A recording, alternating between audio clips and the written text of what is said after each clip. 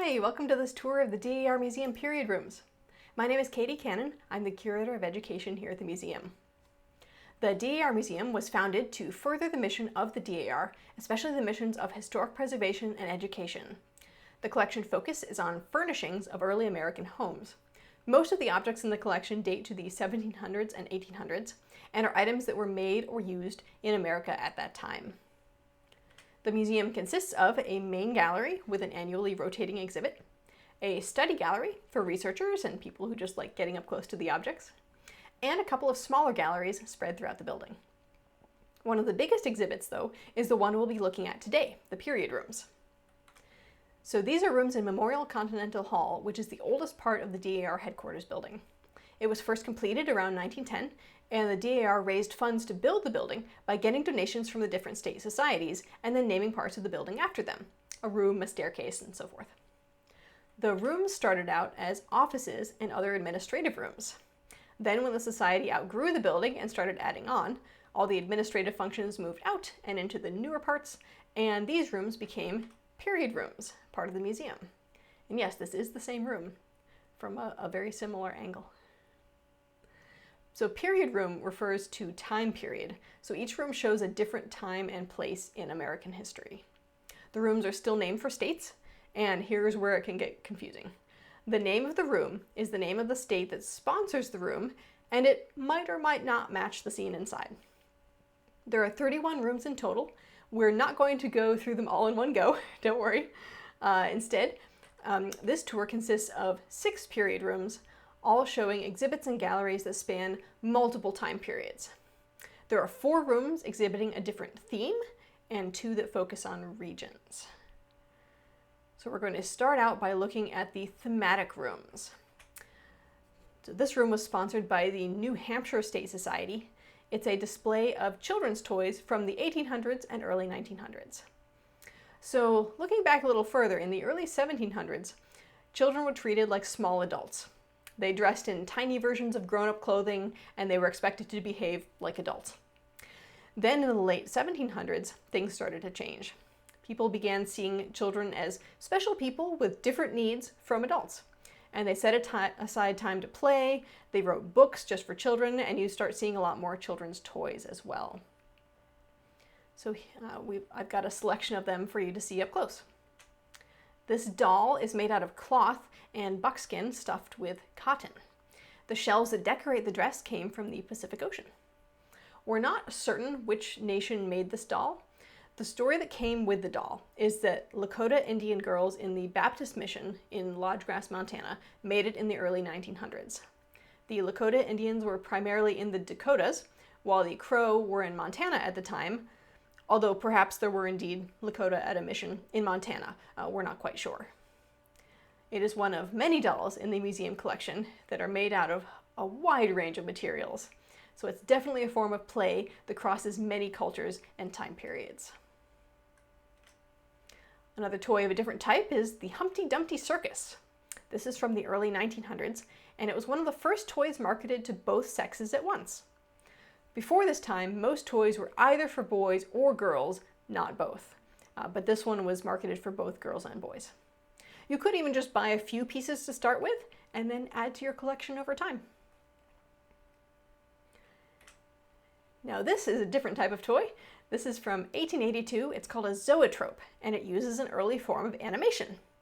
The name comes from a combination of Greek words that loosely mean wheel of life, because the motion of this toy makes images come to life.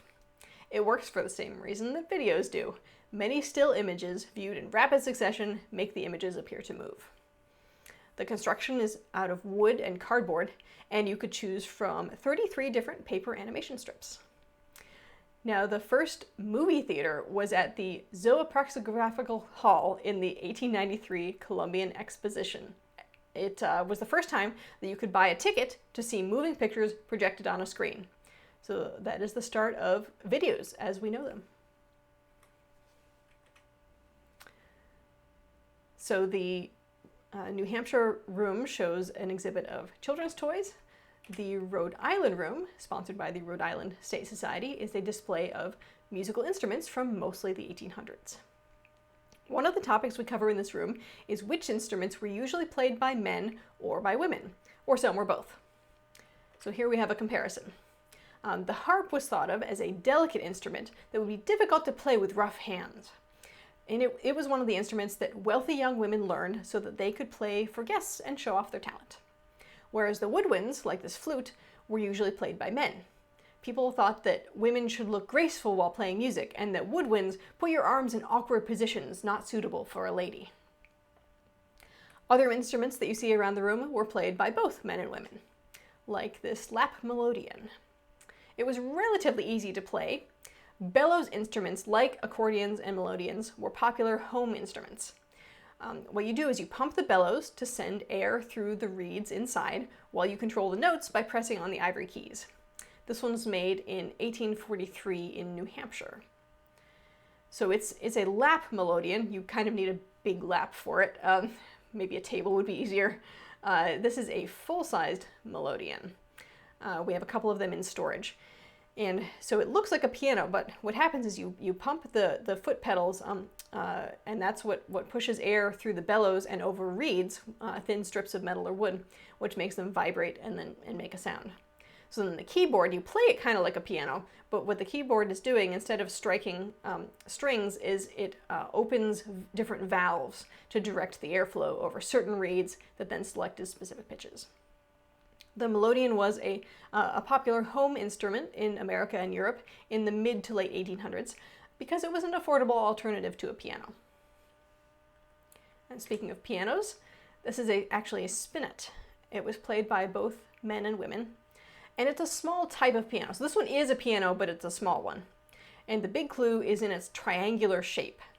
Inside, the strings are arranged in pairs and fitted close together, which allows you to fit more strings into a smaller case. So that's nice. It doesn't take up as much room, but the sound quality is not as good as on a piano. So this is a household instrument and not for public performance. This spinet has 32 ivory keys with a walnut case, pine frame, and maple base, and it was made around 1800. So that's a display of musical instruments. Next, we're going to take a look at a display of kitchen tools. This room is sponsored by the Oklahoma State Society, and it displays kitchen tools from the 1700s, 1800s, and 1900s. Now, they're displayed in a colonial revival style. This was popular in the late 1800s and early 1900s. And it involved displaying antiques from an older time period in an artistic way. So the colonial era cooking tools that are they're all grouped on the hearth in a decorative way that would not have been the case during the actual colonial era when they were being used. It would be too difficult to cook with all of that in your way. But displaying them in this way allows us to exhibit many more objects that would be found in an earlier kitchen, and we can show a wider range of tools that were found in early American homes. So let's start with a comparison. You've heard of the pot calling the kettle black. Ever wondered about the difference between a pot and a kettle? Well, here you are, the difference revealed. So we have several of these in the room. It's pretty simply put, a pot has rounded sides and a kettle has straight sides. Congratulations, now you know. Also on the hearth is this reflector oven or roaster. It was made out of tin in around 1780 to 1820. So to use, what you do is you place a piece of meat on the spit and then you fasten it on with skewers.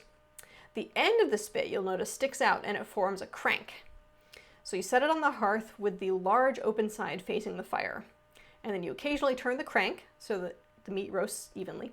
You can even check it easily because there's a back door that you can lift up to check on the meat without getting too close to the fire yourself. And then on the very bottom, it's just barely visible in that bottom picture, there's a spout that lets you pour out the drippings. So it's a nice handy tool to have. Now, if you have all this food around, you're going to have mice. And this is an 18th century mousetrap. It does date to the late 1700s. It's made out of oak and iron, and it has 4 different places that that a mouse can get in to get caught. So it kind of you can position it in any way, and a mouse would still likely be able to find its way inside. So the bait goes on the inside, and then at each opening there's an iron bar that you can spring load to snap shut on the unfortunate mouse. So it works very much like today's snap traps. It's really rare to have an object like this survive, something very utilitarian like this. Speaking of utilitarian, on the other side of the kitchen, we have a washing machine. So laundry has always been such a chore. In the late 1800s and early 1900s, there were hundreds of patents issued for all sorts of washing machines trying to make the work easier. This model was called the Queen. It was made in Pennsylvania around 1910 or 20. So to use, you turn the hand crank at the top, and that turns the agitator on the inside. Remember, you still have to fill the tub, empty it, and wring and rinse out the clothes. So I do wonder how much time this machine really saved. So that's our display of kitchen tools. Our last room with a theme here is this one, sponsored by the Tennessee State Society. Now the theme here is the White House. And we're going to start with an object that is actually currently in the study gallery. But we'll come back to the Tennessee room, don't worry. So this chair and its set sparked a Buy American law in Congress. In 1817, President Monroe was refurbishing the White House. Technically at the time it was called the President's House, after it was gutted by the British during the War of 1812. So he bought a suite of 18 pieces of gold reception furniture from the French cabinet maker Bélanger. So you can see most of them are in the White House, and then we have one in our collection. Now, ours is the only one left with its underupholstery and most of its original gilding and fragments of the two original layers of show cloth, which is the decorative cloth that you see on the outside. A few years ago, the White House borrowed it to use as an aid when restoring their chairs. So the problem was that this gilded set drew a lot of criticism from Congress, who felt that they were too ornate and they were not of domestic manufacture. So in 1826, they passed a law saying that, quote, all furniture purchased for use in the President's house shall be, as far as practicable, of American or domestic manufacture. And that brings us back to the Tennessee room and these chairs. So President Monroe pretty quickly then ordered a second set of chairs for the White House in 1818, and these were for the East Room. They were made locally out of mahogany by a Georgetown cabinet maker named William King. We have several of his objects in the collection, and his portrait hangs currently in the DC room. The order consisted of 24 chairs and 4 sofas, and we have 2 of the chairs here. So even though they're not gilt like the previous set of chairs, their design is still definitely French, and it's in the late neoclassical taste. I have here for you a photo of these chairs in the East Room of the President's house in the mid-1860s. I've got it circled because the photo, it's old, it's a little grainy, and so I've got it circled so you can spot the chairs. So to match the look of the chairs, we chose this gas-burning chandelier, which is now converted to electric, because it looks similar to the 1834 chandelier that Andrew Jackson installed in the President's house. That one burned candles at first, but James Polk converted it to gas in 1848. The President's house was one of the first houses in Washington, D.C. to use gas as a power source. So those are our thematic rooms. Let's move on to our 2 regional rooms. This one is sponsored by the Louisiana State Society, and it's an exhibit gallery that focuses on the contributions of women to Louisiana's history. So let's take a closer look at some of these objects. We'll start with this one. It's in the photo of the room. It's in the case on the right. This is a ceramic pot. It's Native American unglazed stoneware, and it was found near the Ouachita River in Louisiana and dates to the 19th century. It has a rounded base and a large mouth and lip, and is decorated with incised abstract geometric designs. What this does is it shows the importance of commerce and production. Women in all parts of society were active participants in the growth and success of local commerce. Native American women made ceramics like this one that stored food and could also be sold or traded for other commodities. Then moving in the picture, you can see we're moving from right to left. I have a detail of the lithograph that's on the wall there. The title of it is An Old Louisiana Sugar Plantation, and it dates to 1887. So this shows the important contributions of women performing physical labor. countless African American women worked alongside men in the sugarcane fields of Louisiana from the state's colonial period through Reconstruction. Antebellum sugar production schedules forced enslaved Africans to work a minimum of 16-hour days during the harvesting season. Pregnant women were granted very little downtime, generally just enough to give birth and recover for a few days before going back into the fields with a newborn baby. So this rather romanticized series of scenes depicts the various stages of the grueling process behind the harvesting and production of sugarcane. Then our last object we're going to look at in this room is this painting. It is oil on canvas by an unknown artist from around 1715, so a very early object in our collection.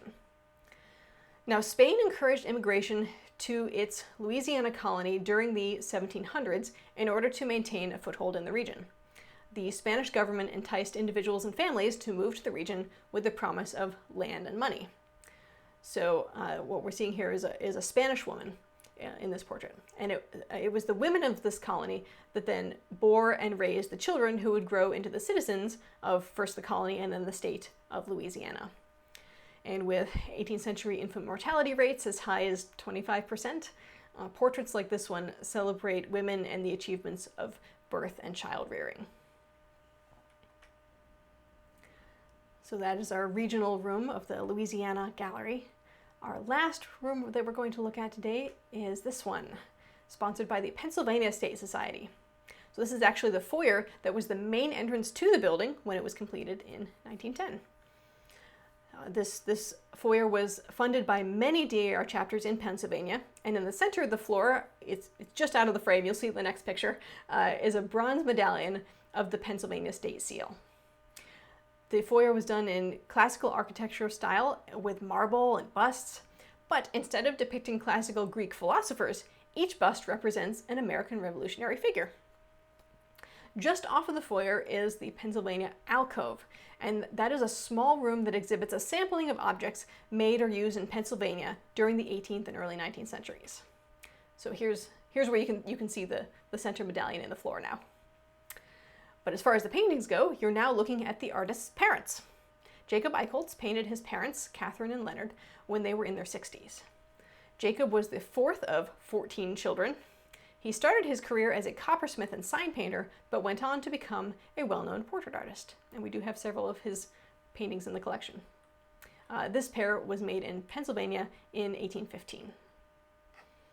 Also in the alcove is an armchair made in Philadelphia around 1755 to 1770 out of walnut wood. Now, armchairs were actually fairly rare in America during the 1700s. You would be more likely to sit in a side chair, which is one without arms. And then under the chair in that alcove is this chest, made in Pennsylvania in the 1780s or 90s out of tulip poplar wood. Now, don't let the date 1771 that's painted right on there fool you. The date is likely commemorative, so perhaps a 10th or even a 25th wedding anniversary. There are two sets of initials on there also, LB and HB. Their identity is a mystery. Both men and women sometimes received painted chests as gifts during their adolescence, upon marriage, and at anniversaries. So it's likely that that's what this was. So, thank you so much for joining me on this tour.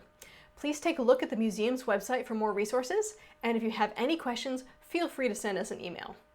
If you send it to the main museum inbox, museum@dar.org, we'll forward it to the best person who can assist you. Now, if there were any objects in these rooms that you wanted to know more about, you can look them up on our online database. Go to the museum website and find the link to Search the Collection. Here's a hint. If you want to find something in, say, the Oklahoma room, type Oklahoma room in quotation marks in the search bar. You could also search by object name, like chair or vase. And of course, if you have trouble finding anything, drop us a note and we'll be happy to help you. So thanks again, and I hope to see you again soon.